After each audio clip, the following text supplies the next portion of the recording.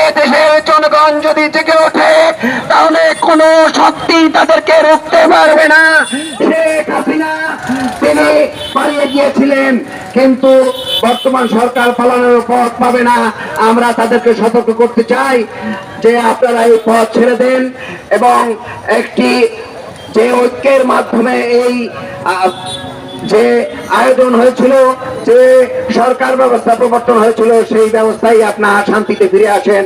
আমি আজকে এই সমাবেশ শেষে সকলকে ধন্যবাদ জানিয়ে আবারও আপনাদেরকে মোবারকবাদ জানাই যে আপনারা আগামী দিনে এরকমের সম্মেলন হলে বা এরকমের কোন আয়োজন হলে আপনারা উপস্থিত থেকে আমাদের কর্মসূচি বাস্তবায়ন করবেন। সকলকে ধন্যবাদ। আসসালামু আলাইকুম ওয়া রাহমাতুল্লাহ।